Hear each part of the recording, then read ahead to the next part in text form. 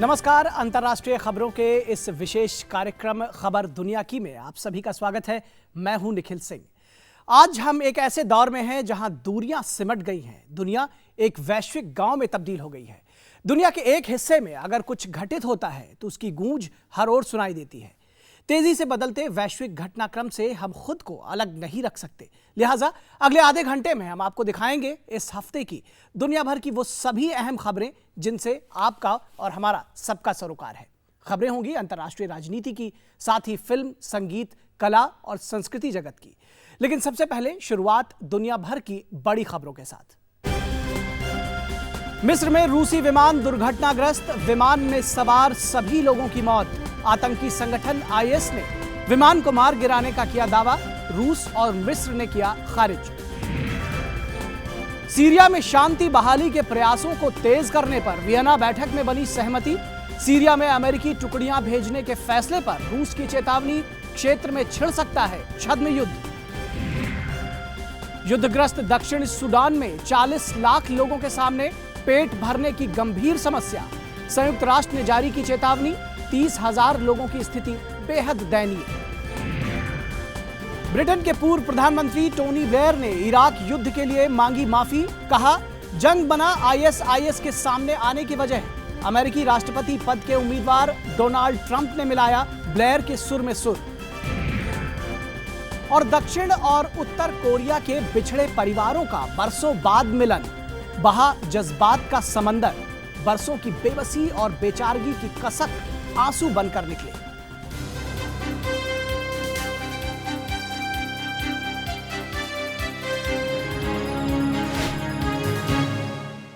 मिस्र के सिनाई प्रायद्वीप में रूस का यात्री विमान दुर्घटनाग्रस्त हो गया है, जिसमें सवार सभी 224 लोगों की मौत हो गई है। रूस ने हादसे की जांच के आदेश दिए हैं। आईएस ने विमान को मार गिराने का दावा किया, लेकिन रूस और मिस्र ने इन दावों को खारिज कर दिया है। मिस्र के सिनाई प्रांत में शनिवार को दुर्घटनाग्रस्त हुए रूसी विमान पर सवार सभी यात्रियों की मौत हो गई है। घटनास्थल पर पहुंचे बचाव दल को सीट से बंधे बच्चों के शव मिले हैं। विमान में ज्यादातर पर्यटक थे। शर्म अल शेख से सेंट पीटर्सबर्ग के लिए उड़ान भरने के 23 मिनट बाद ही मिस्र के एटीसी के साथ उसका संपर्क टूट गया। विमान का मलबा उसके ब्लैक बॉक्स सहित हसाना इलाके में पाया गया। ब्लैक बॉक्स मिल गया है, उसकी जांच चल रही है, हादसे के कारण का पता चल जाएगा। आतंकी संगठन इस्लामिक स्टेट ने विमान को मार गिराने का दावा किया है, लेकिन रूस और मिस्र ने इस दावे को खारिज कर दिया है। अभी तक ऐसे कोई सबूत नहीं मिले हैं, ये तकनीकी खराबी के कारण हुआ है। मेरे दोस्त ने मुझे मिलने के लिए एयरपोर्ट बुलाया था, लेकिन वो नहीं आया। ये एक दर्दनाक हादसा है, इससे उबरना हमारे लिए काफी मुश्किल होगा। रूस ने हादसे की जांच के आदेश दे दिए हैं। मिस्र द्वारा हालात की निगरानी के लिए बनाई गई समिति के प्रमुख ने बताया है कि हादसा तकनीकी खराबी के कारण हुआ। समिति का कहना है कि 31,000 फीट की ऊंचाई पर विमान के चालक ने विफलता को भांप लिया और विमानन प्रशासन को इसकी खबर दी कि वो सबसे करीबी हवाई अड्डे पर उतरना चाहते हैं, लेकिन विमान दुर्घटना का शिकार हो गया।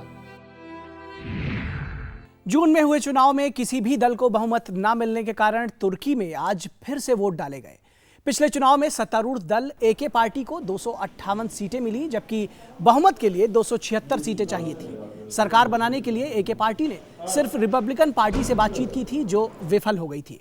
अब तुर्की के सामने बड़ा सवाल यह है कि अगर इस चुनाव में भी किसी को बहुमत नहीं मिलता है तो क्या देश में तीसरी बार चुनाव होंगे। असद के समर्थकों और विरोधियों के बीच सीरिया में जारी गृहयुद्ध को खत्म करने के लिए कोशिशें तेज किए जाने पर सहमति बन गई है। वियना बैठक में यह तय हुआ कि संयुक्त राष्ट्र से सीरिया में नए प्रयास करने को कहा जाए, जिसके तहत युद्ध विराम हो और नए चुनाव कराए जा सके। हालांकि बशर अल असद के भविष्य को लेकर कोई फैसला नहीं हो पाया। उधर अमेरिका ने इस्लामिक स्टेट से निपटने के लिए 50 टुकड़ियां भेजने का फैसला किया। रूस ने कड़ी चेतावनी जताते हुए कहा है कि इससे मध्य पूर्व में छद्म युद्ध का खतरा बढ़ सकता है। रोमानिया की राजधानी बुकारेस्ट के एक नाइट क्लब में शुक्रवार रात हुए ब्लास्ट में 27 लोगों की मौत हो गई और 150 से ज्यादा लोग घायल हो गए। बताया जाता है कि क्लब के अंदर आतिशबाजी की गई थी, जिसके कारण एक पिलर और क्लब की छत पर आग लग गई और ब्लास्ट के साथ काफी धुआं निकला। शरणार्थियों से भरी एक नाव ग्रीस तट पर डूब जाने से 20 लोगों की मौत हो गई है। नाव में 140 यात्री सवार थे। इस साल करीब 3000 लोगों की तुर्की से ग्रीस जाते हुए समुद्र में डूब जाने से मौत हो गई थी। तो ग्रीस में हुई नौका दुर्घटना में जहां 20 लोगों की मौत हो गई, वहीं एशिया के कुछ देश भूकंप से कांप उठे, जिससे सैकड़ों लोगों की मौत हो गई।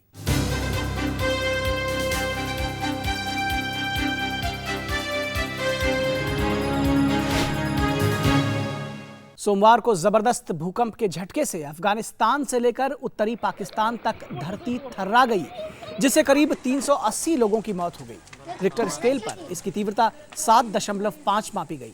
पाकिस्तान के खैबर इलाके में भारी तबाही हुई। पीड़ितों को अभी भी राहत की दरकार है। पाकिस्तान में 10,000 से ज्यादा, जबकि अफगानिस्तान में 7,600 से अधिक घर बर्बाद हो गए।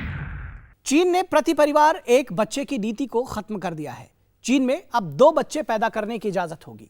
चीन ने जनसंख्या पर विराम लगाने और आर्थिक स्थिति को मजबूत बनाने के लिए 1979 में इस योजना को पारित किया था, लेकिन इस नीति के चलते चीन में बुजुर्गों का अनुपात काफी बढ़ गया। चीन में 17.5% आबादी 0 से 15 वर्ष के बीच की है। 16 से 59 वर्ष के लोगों के बीच की आबादी 67% है, जबकि 60 वर्ष से ऊपर की आबादी 25% है। लिंगानुपात बुरी तरह गड़बड़ा गया है। 117 लड़कों पर 100 लड़कियां हैं, यानी 2020 तक 3 करोड़ युवाओं को दुल्हन मिलना मुश्किल हो जाएगा। दक्षिण चीन सागर में अमेरिका और चीन के बीच टकराव का खतरा बढ़ता जा रहा है। अमेरिका ने दक्षिण चीन सागर में ताकतवर जंगी जहाज USS लासेन भेजा है। यह जहाज उस इलाके में भेजा गया है जिस पर चीन अपना हक जताता रहा है। अमेरिका के इस कदम से अब चीन खफा है। दोनों देशों के बीच बयानबाजी तेज हो गई है।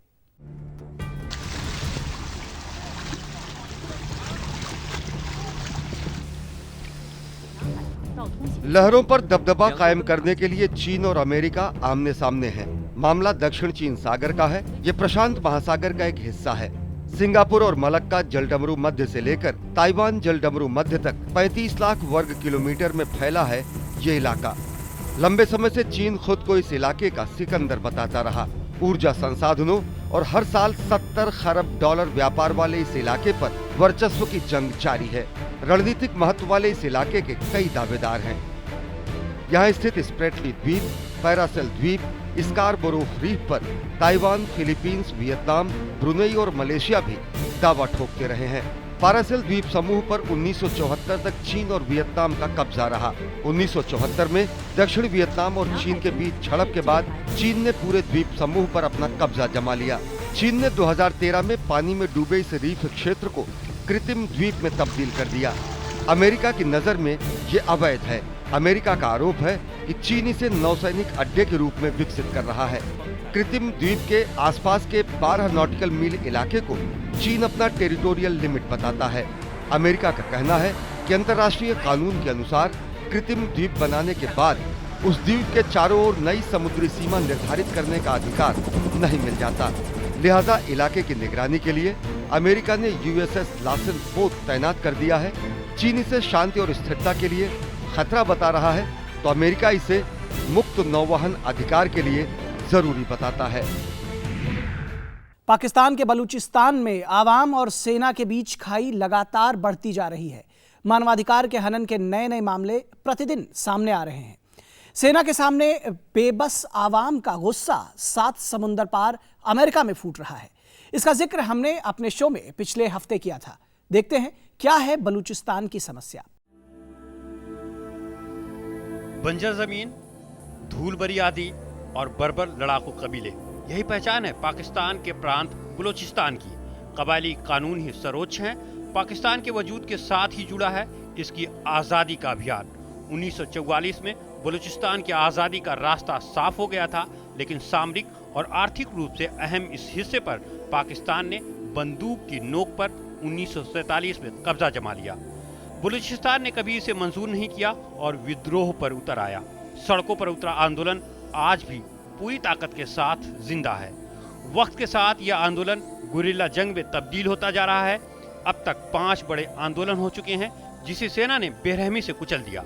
2006 में राष्ट्रवादी बलोच नेता नवाब अकबर खान बुगटी के मारे जाने के बाद से भड़की आग थमने का नाम नहीं ले रही है। ईरान अफगानिस्तान की सरहदों से सटे इस रेतीले इलाके में यूरेनियम, प्राकृतिक गैस और अन्य धातुओं का बेशकीमती भंडार छिपा है, जिस पर पाकिस्तान की अर्थव्यवस्था बहुत हद तक निर्भर है। बावजूद इसके ये इलाका आज भी मूलभूत सुविधाओं से महरूम है। आंदोलन के जोर पकड़ने के साथ मानवाधिकार के उल्लंघनों ने भी हदों को पार कर दिया। सेना ने राष्ट्रवादी और आंदोलनकारी को एक कतार में खड़ा कर दिया, यानी जिस आवाज में भी थोड़ी तलखी महसूस की गई उसे हमेशा के लिए दबा दिया गया। 20,000 लोग ऐसे हैं जिनकी आज तक लाश भी नहीं मिली। पाकिस्तान एक तरफ अपने ही लोगों पर जुल्म का पहाड़ तोड़ रहा है तो दूसरी ओर मामले का राजनीतिक हल निकालने की बात कह रहा है। पाकिस्तान के इस दोहरे रवैये के कारण बलूचिस्तान में खाई बेहद चौड़ी हो गई है। सेना के बढ़ते वर्चस्व के बीच बलूचिस्तान को इंतजार है अमन और शांति का, ताकि उनका कबायली गौरव बरकरार रह सके। नेपाल की संसद ने नेपाल कम्युनिस्ट पार्टी के उपाध्यक्ष विद्या देवी भंडारी को नेपाल की पहली महिला राष्ट्रपति के रूप में चुना है। विद्या देवी भंडारी को 327 वोट मिले, जबकि उनकी प्रतिद्वंदी को सिर्फ 214 वोट ही मिल पाए। विद्या देवी भंडारी ने गुरुवार को पदभार संभाला। तो नेपाल को जहां पहली महिला राष्ट्रपति मिली, वहीं ग्वाटेमाला के लोगों ने राष्ट्रपति पद के चुनावों में एक हास्य अभिनेता पर भरोसा जताया।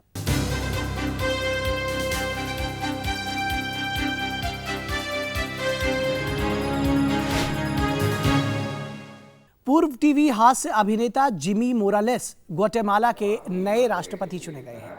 मोरालेस ने मौत की सजा और गर्भपात का विरोध करते हुए न भ्रष्टाचार न चोरी का नारा दिया था।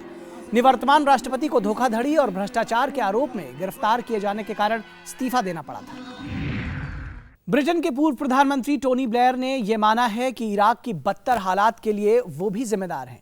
वहीं अमेरिका में राष्ट्रपति पद के लिए रिपब्लिकन उम्मीदवार डोनाल्ड ट्रंप ने भी ब्लेयर के सुर में सुर मिलाया है।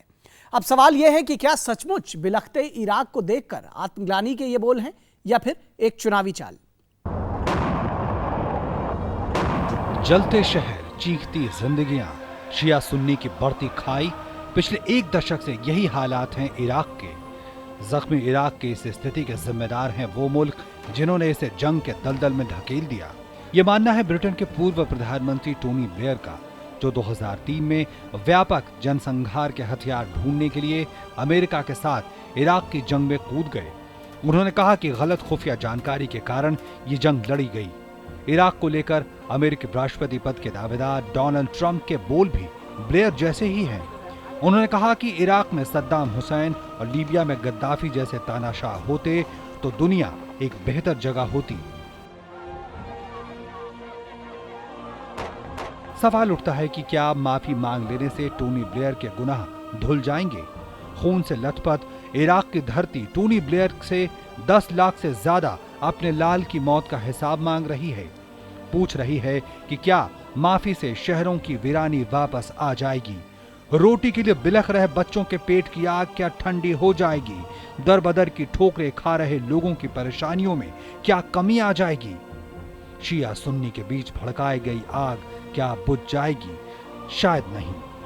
कहीं ऐसा तो नहीं कि एक बार फिर अमेरिका के रिपब्लिकन पार्टी को चुनावी भंवर के जाल से निकालने के लिए यह सारा ताना बाना तो नहीं बुना जा रहा है, जैसा कि 2003 में जॉर्ज डब्ल्यू बुश के लिए बुना गया था। उनकी एक पुकार पर इंसानियत का खून बहाने विमान इराक पहुंच गए थे।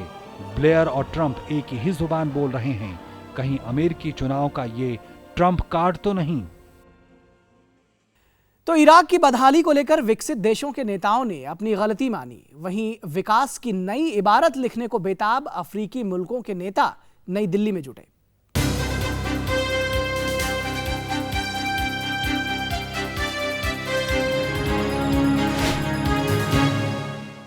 दुनिया की लगभग 1/3 आबादी के प्रतिनिधि जब दिल्ली में इंडो अफ्रीका समिट में एक मंच पर एक साथ दिखे तो विकासशील से लेकर विकसित देशों में हलचल देखी गई।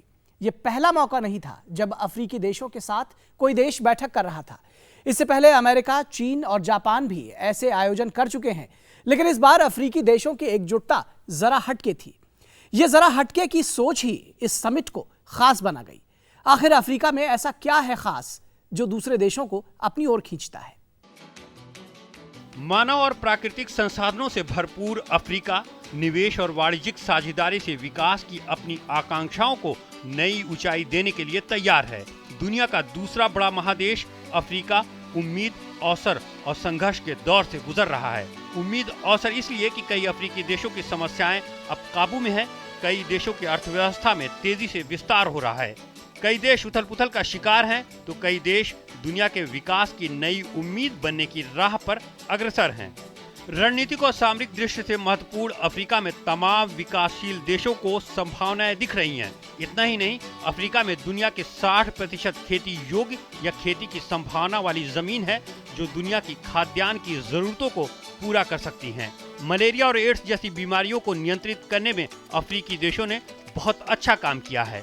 स्कूली शिक्षा के क्षेत्र में भी अफ्रीकी देशों का रिकॉर्ड बहुत अच्छा है, जो अफ्रीका को अलग पहचान देती हैं। इंडो अफ्रीका समिट में जिम्बाब्वे के राष्ट्रपति रॉबर्ट मुगाबे का संयुक्त राष्ट्र सुरक्षा परिषद में अफ्रीकी देशों के लिए 2 नुमाइंदगी पक्की करने की मांग दर्शाता है कि अफ्रीकी देश सशक्त हो रहे हैं, साथ ही साथ अपने अधिकारों को लेकर सजग भी। दिल्ली में 54 अफ्रीकी देशों के प्रतिनिधि जब एक साथ एक मंच पर नजर आए तो न सिर्फ अपनी एकता की ताकत का एहसास कराया, बल्कि ये बताने की कोशिश की कि एक दूसरे के साथ वो चट्टान की तरह खड़े हैं। दक्षिण सूडान में लंबे समय से चले आ रहे गृह युद्ध में अब तक हजारों लोग मारे जा चुके हैं, तो वहीं लाखों लोगों के सामने भूखमरी मुंह बाए खड़ी है। हालांकि विपक्ष और सरकार के बीच अगस्त में शांति बहाली के लिए एक समझौता हुआ है, लेकिन देखना बाकी है कि यह कितना कारगर होता है। हत्या, हिंसा, बलात्कार, शरीर के अंगों को विकृत करना और इंसानों को ही इंसानी मांस खाने पर मजबूर करना, मरने से पहले खून पिलाना, ये दास्तान है दक्षिण सूडान की। ये चौंकाने वाले खुलासे हुए हैं अफ्रीकी संघ की एक रिपोर्ट में। अपने वजूद से पहले ही अशांति का शिकार है ये अफ्रीकी देश। 1955 में शुरू हुए गुरिल्ला अभियान के बाद से पिछले 42 सालों से अशांत है ये इलाका। लंबे जद्दोजहद के बाद 2011 में आजाद हुआ। सूडान के 10 दक्षिण राज्यों को मिलाकर बना नया देश दक्षिण सूडान। ठीक से लोग आजादी का मतलब ही नहीं समझ पाए थे कि नए नवेले इस देश में राष्ट्रपति सल्वा कीर और उपराष्ट्रपति कीर माता के बीच सत्ता की जंग छिड़ गई। सत्ता संघर्ष की इस लड़ाई ने देश को नस्ली आधार पर बांट दिया। हजारों लोग मारे गए, लाखों बेघर हो गए और लाखों को भूखमरी के कगार पर पहुंचा दिया। हालांकि इस साल अगस्त में बागियों और सरकार के बीच समझौता तो हुआ, लेकिन ये समझौता बार बार टूटता रहा, जिसके चलते तनाव बरकरार है और लोग विनाशकारी हालात में रहने पर मजबूर हैं। करीब 40 लाख लोगों के सामने पेट भरने की गंभीर समस्या खड़ी है और कम से कम 30,000 लोग भूखमरी से मरने पर मजबूर हैं। हम अब बात करने की स्थिति में हैं। हम कह सकते हैं कि सभी समूहों के बीच समझौते की अब सही मायने में शुरुआत हो रही है। ये हमारा देश है और हमें विश्वास है कि सभी मिलकर इसे सही रास्ते पर ले आएंगे। दोनों धड़ों का ये भरोसा विश्वास तो जगाते हैं, लेकिन भूत के तल्ख तजर्बे सशंकित करते हैं कि देश में शांति बहाली हो पाएगी। निश्चित है दक्षिण सूडान को पेट की आग बुझाने के लिए सत्ता की लालच में छिड़ी जंग पर पहले काबू पाना होगा। साथ ही अंतर्राष्ट्रीय स्तर पर अन्य देशों को भी मदद के लिए बढ़ चढ़कर आगे आना होगा।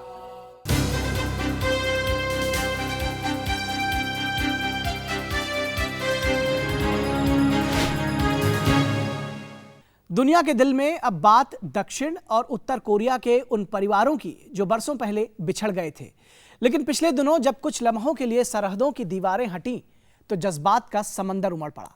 बरसों की बेबसी और बेचारगी की कसक आंसू बनकर बहने लगे।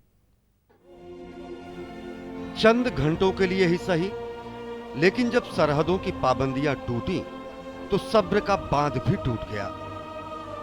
सियासत की बंदिशें हटी तो जज्बात उफान पर आ गए। वाकया था उत्तरी और दक्षिणी कोरिया की सरहदों में बटे शहरियों के मिलन का। करीब 50 साल से बिछड़े परिजन जब एक दूसरे के सामने आए तो बंटवारे का दर्द आंखों में छलक आया। दिलो दिमाग पर काबू नहीं रहा। कुछ की आंखें नम हुई तो कुछ के हलक सूख गए और कुछ तो फूट फूट कर रोने लगे। एक दूसरे से दशकों से अनजान करीब 90 लोग जब आपस में मिले तो सबके चेहरे पर जुदाई का दर्द साफ दिखा। सांस के साथ आस बाकी थी और जब आस पूरी हुई तो आंखों पर यकीन न हुआ। 88 साल की बूढ़ी माँ ली बुक सून के आंखों के सामने वो मंजर तैर गया जब सीमाहीन समंदर में मछली पकड़ने गया उसका बेटा जंग गुन मॉक वापस नहीं लौटा और अनजाने में उत्तर कोरिया की समुद्री सीमा में दाखिल हो गया। जंग गुन मॉक के जाल में मछली तो नहीं मिली, लेकिन वो कानूनों के मकड़जाल में फंस गया और जिंदगी ही जंजाल लगने लगी। 98 साल के इस बदनसीब दक्षिण कोरियाई पिता की बेबसी साफ झलकी जब वो उत्तर कोरिया में रह रहे अपने 70 साल के बेटे से मिला। जब 82 साल की बहन अपने 72 साल के भाई से मिली तो शायद उसे लगा कि माँ बाप का साया भले ही न हो, लेकिन भाई अभी जिंदा है। 1950 से 1953 तक चले कोरिया युद्ध में इतिहास और भूगोल भले ही बदल गया हो, लेकिन शहरियों के जज्बात आज भी नहीं बदले। पीढ़ियां गुजर गईं, लेकिन उम्मीद की किरण अभी बाकी है। लम्हा कभी लंबा नहीं हो सकता, लिहाजा वो लम्हा भी आया जब सबको अलग होना था। लेकिन उससे भी अलग बात यह थी कि बसों की खिड़कियों से एक झरोखा भी दिखा, जहां से दोनों मुल्कों के बाशिंदे एक दूसरे को देख सकते हैं। विदा करते हाथों में भले ही बेबसी रही हो, लेकिन आंखों में उम्मीद की चमक बाकी थी।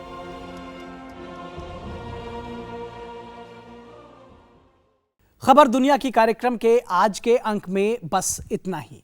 आप अपने सुझाव और अपनी प्रतिक्रियाएं हमें ईमेल कर सकते हैं। हमारा ईमेल आईडी है khabarduniaki@gmail.com। लेकिन जाते जाते आपको छोड़े जाते हैं अमेरिका में मनाए गए हैलोवीन उत्सव की कुछ झलकियों के साथ। इस दिवस का उद्देश्य भूत बनकर बुराई को खत्म करना है। तो आप लीजिए इन झलकियों का आनंद और हमारी पूरी टीम को दीजिए इजाजत। नमस्कार।